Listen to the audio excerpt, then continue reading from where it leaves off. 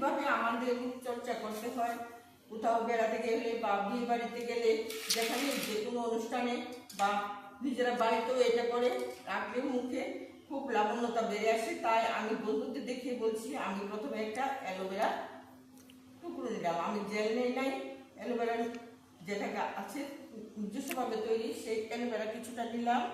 তারপর কিছুটা বেসন দিলাম, কিছুটা বেসন দিয়ে তারপর কিছুটা দুধের সর দিলাম।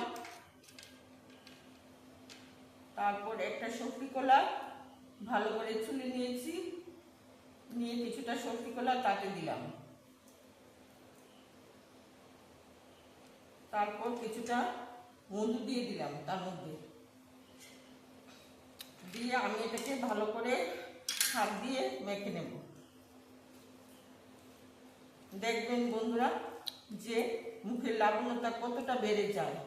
তাই আমি কিছুটা দুধের স্বর, সবজি কলা, তারপর অ্যালোভেরা জেল, কিছুটা বেসন, মধু নিয়ে আমি সুন্দর করে একটা রূপচর্চার জিনিস তৈরি করে দিচ্ছি, যেটা দিয়ে মানুষের মুখের সৌন্দর্য বেড়ে আসে। কিছুটা বেসনও দিয়েছি তাতে।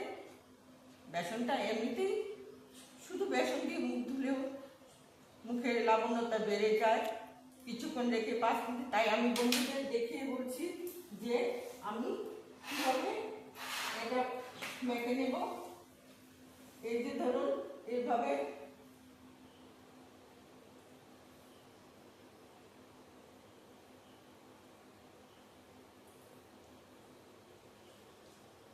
সবজি কলাটাই দিবেন, অন্য কোনো কলা দেবেন না।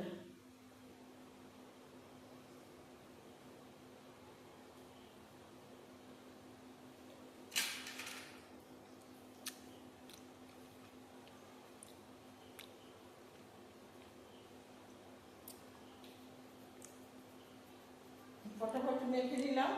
এখন আমি 5 মিনিটের জন্য আমি সবটাই নিয়ে নেব, কারণ আমি যতটা নিয়েছি আমার এই মুখের জন্যই নিয়েছি, বা আরেকজন দিলে তো হয়তো আরেকটু বেশি নিতাম।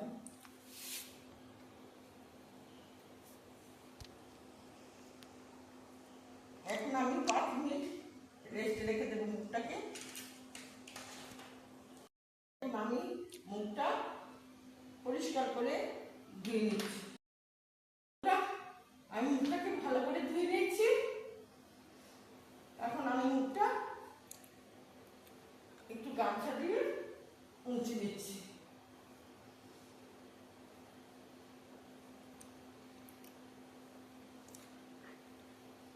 দেখলেন তো বন্ধুরা, মুখটা ধোয়ার পর মুখটা কত সুন্দর লাগছে। এই দেখেন কত মসৃণ লাগছে চামড়াটা, খুব ভালো। এই যে সবজি কলা দিয়ে আর দুধের স্বর, বেসন, অ্যালোভেরা আর মধু দিয়ে ভালো করে আপনারা যখন কোনখানে যাবেন সেই রূপচর্চাটা করবেন, দেখবেন খুব মানে মুখের যে লাবণ্যতা সেটা বেড়ে আসে আর খুব সুন্দরও লাগবে সেজে গুজে গেলে। আমরা তো শর্মিলা ঠাকুরের রূপচর্চাও দেখেছি, সবারই রূপচর্চা দেখি, কিন্তু আমরা বিউটি পার্লারে না গিয়ে এই রূপচর্চাটা করি, এটাই ভালো করে। তাই বলে লাইক, শেয়ার এবং কমেন্ট এবং সাবস্ক্রাইব করতে ভুলবেন না, এবং অন্যদের সাথে সেই রূপচর্চাটা শেয়ার করবেন। দেখবেন আপনারাও করেন, অন্যদেরকেও বলবেন করতে। এই বলে আমি বন্ধুদের কাছ থেকে বিদায় নিচ্ছি। নমস্কার।